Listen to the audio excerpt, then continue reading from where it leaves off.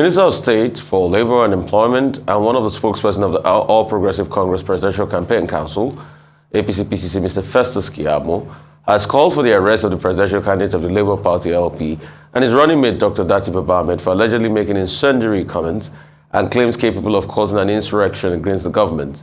But the LP Presidential Campaign Council dismissed the allegations against the party's candidates. They accused Keyamo of selfishness, saying he felt content to look at the other way when his party, All Progressive Congress, and its supporters moved against non-Yoruba nationalities in Lagos State with hateful speeches and acts during the last elections. A civil rights advocacy group, Human Rights Association of Nigeria, Huriwa, also slammed Keyamo for saying the Presidential Election Petition Tribunal will clear Tinubu of all allegations brought against him by Obi and Atiku, insisting that it amounts to preempting the panel.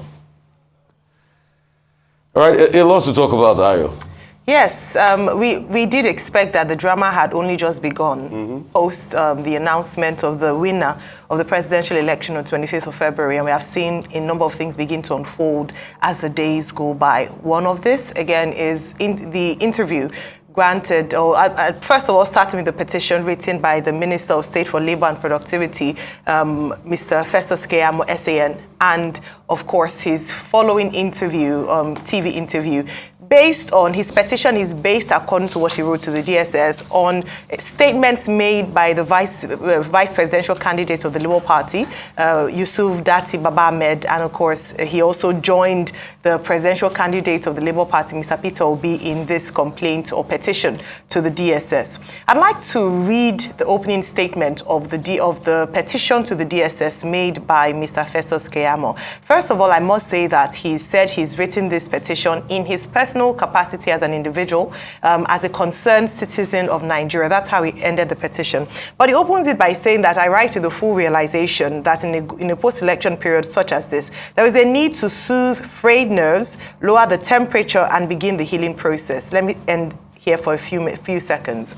Now, one of the things we've heard, especially from the APC at this time, is the healing process. This talk about healing, or let's now begin to work together and come together. Now, the reason I'm pointing this out is because it speaks to what the actions of Mr. Festus Keyamo. And what a number of people have said is that the APC asked the Labour Party and other aggrieved parties, the PDP inclusive, to go to court if they didn't agree with the election outcome. Now, this message of healing, hence him saying that the statements made by Yusuf Datti Ahmed is incendiary, therefore we should be looking towards unity. But people have asked as well that, can healing occur without justice? Is it mutually exclusive to heal and also to seek justice? I know that's not what he was talking about. He was talking about the statements exactly, but it was important because he started his statement that way. Because in his way, he was making a case for why he believes the DSS should investigate, as it could incite people, young and old in Nigeria, to violence, if possible.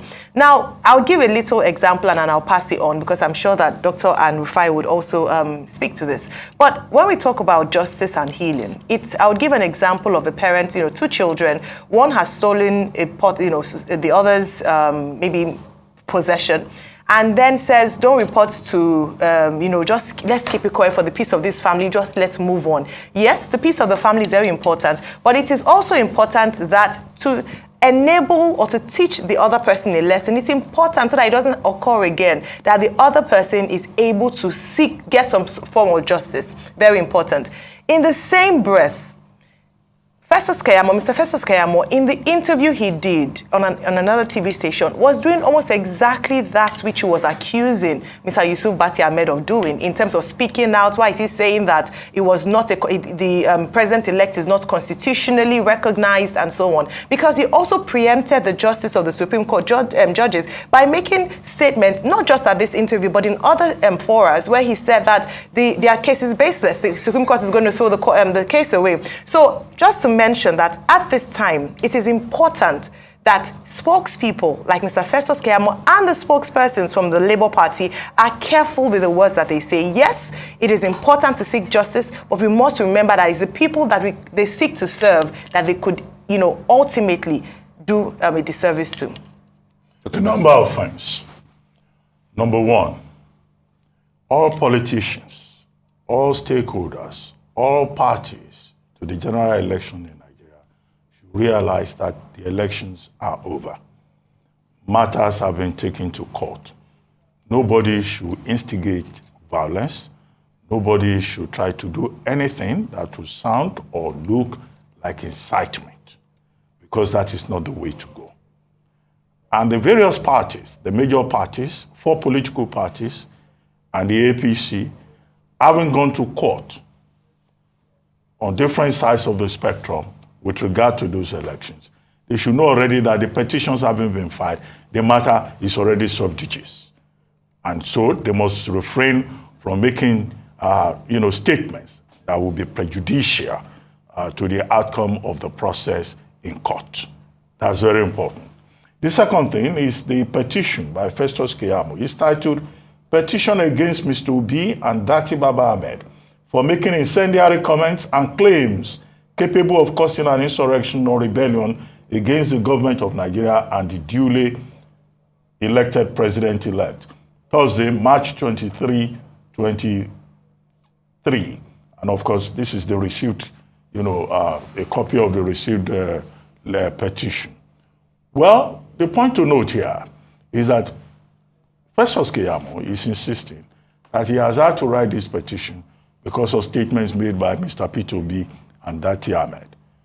What we know is that Mr. Peter Obi, sometime last week, made it clear that he will not subscribe to an end INEC protest. He will not subscribe to an end democracy protest. He made those 2 points clear. And that the option that is available to him is to go to court, which he has done, because he has faith in the judiciary. So, to that extent, Mr. Peter Obi has made very clear his choice in the matter. And on this program, he made a distinction between Labour Party and the Obedient Movement, which he says is larger than Labour Party. And sometimes there may be elements in the Obedient Movement saying certain things that may not really be the position of the party. As for the vice presidential candidate of the Labour Party, well, Keyamo is saying he appeared on television. And he said if Asiwaju Bola Ahmed Tinubu is sworn in on May 29 as president of Nigeria, that may signal an end to democracy. I think that's what Festus Keyamo is holding on to. Why would Tinubu being sworn in signal an end to democracy? He also took objection to Datti Ahmed raising the question about Section 134(2) of the Constitution, which deals with, FCT Abuja, whether or not for a person to be president of Nigeria must win 25% in Abuja. Asiwaju Bola Ahmed Tinubu got 18.8% from the Federal Capital Territory. But that's one of the major matters before the court, and it is for the court to determine that. So this is why it is important that all parties concerned should just calm down and allow the judicial process to take its course. However, Keyamo has received a response in equal measure from the Labour Party Presidential Campaign Council and also from Dr. Yusuf Tanko and other spokespersons of the party, including Dino Onifade. And what they have told him clearly is that he's joking and that nobody should take his joke seriously. And that, Keyamo is a known rabble-rouser who is just trying to impress his masters. Well, the election is over, gentlemen. Can we tone down the rhetoric? And in any case, the DSS is not going to just act on the basis of a petition from a partisan party. This is not the first time Keyamo will write a petition. Nothing came out of the last petition that he wrote to the DSS, because the DSS as an institution will not want to be seen to be taking directives or dictates from, a partisan political figure, trying to do his own job. And the election is over. We recall that Festus Keyamo is a Minister of State for Labor. That ministry, that assignment is still pending. Now that the election is over and his petition time is, tribunal time, can Minister Keyamo please pay more attention to his primary assignment? And all persons who may be tempted to incite the public against the Nigerian state should refrain from doing so. That is very important. I think it's Lagbaja, the famous Afrobeat Nigerian musician. I think he had a song that says, Kulu, Kulu, Kulu Tempa, oh, Kulu Tempa. That's what I'll say to all the political parties. At first, there's something that binds all of us in common, which is our roots. We are all Nigerians in the first place. The reason why we are having these arguments back and forth is because we share something in common. We are all Nigerians, and that supersedes anything and any other thing where we are from in the country. It's immaterial to the fact that we're all Nigerians. We'll have varying ideas, but we'll talk about our varied ideas with objectivity and the truth. It's as simple as that. So we want everybody to cool things down, because after all is said and done, after the case goes to court and the court makes a ruling, we'll still have to come together in this country. But that will be after justice has been done as regards the electoral process, which will be done in the courts. Mr. Keyamo that wrote a petition to DSS, I laugh a lot, because Mr. Keyamo pretty much went out there to school the television presenter, and I think it's not fair the way politicians treat journalists. You talk down at them, it's not fair. You pretty much were there schooling the presenter, and the next thing you went ahead to do all the things you complained against. Mr. Keyamo is his son, senior advocate of Nigeria, but on this section 25, Dr. Datti, do you know, despite the fact that case is in court, he gave an illegal opinion on section 25 right there on TV on a case that is already in court.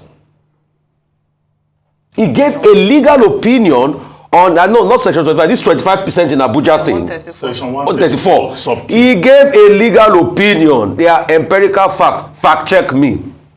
When he was asked on the issue, he gave a legal opinion knowing fully well that the case is sub judice, like lawyers say, and it's already in court. And as a senior advocate of Nigeria, gave a legal opinion of a case that is in court on television. So who is going to charge him for that? Who's going to charge him for that? Then he says about the things that Baba Ahmed did say. You know, the truth has to be said. Any decision that is taken by the court, democracy will not fade off in Nigeria. We will go through our path and will become better. But what we call on the judiciary to do is to ensure justice reigns. That's just all. And one too many times, those that are going to court are saying they want to challenge the process. And they have extensive things there in their petition to challenge. But in also being objective, and please, for the love of mercy, in also being objective, let us also balance things out. Apart from what I have pointed out, what Datti Baba made and say it will not be a reign on the end of democracy in Nigeria, even if the court rules in favor of anybody. But in also being objective, Mr. Festus Keyamo forgets the tweets of his very good friend and brother Bayo Onuga and Mr. FFK that are causing ethnic tension and ethnic baiting in the country. He also forgot to see MC Oluomo's message that it was a prediction and a threat that came to pass in Lagos. So that's where the hypocrisy is when we are talking about things on the national sphere. I know politicians will say the things they want to say, they want to make arguments and everything, but we need to cool it down, and we also need to be just as statesmen, because at the end of it, after all is said and done, we will have a country to build and we'll come together. The former Deputy Senate President, Ekweremadu, and his wife, Beatrice, have both been convicted of organ trafficking in the United Kingdom. Ekweremadu, a former Nigerian Deputy Senate President, with his wife alongside their doctor, Obin Obeta, were found guilty of violating the Modern Slavery Act. The trio were found guilty after a 6-week trial of facilitating the travel of a young man to Britain with a viewpoint to exploiting him. The Metropolitan Police had in June 2022 remanded him in custody and arraigned Beatrice and Ekweremadu at Oxbridge Magistrate Court. Meanwhile, the judge, Justice Jeremy Johnson, will pass a sentence at a later date. So, a lot to say about this. Yes, for those who have followed this case, this is they found him guilty. Not just him, his wife Beatrice, their doctor, as you've mentioned, Rufai, and they actually acquitted his daughter Sonia for saying she wasn't complicit. I think the lessons from this particular conviction and following the case closely is to see that very largely for us, for a number of people, there's a lack of understanding of what amounts to modern-day slavery.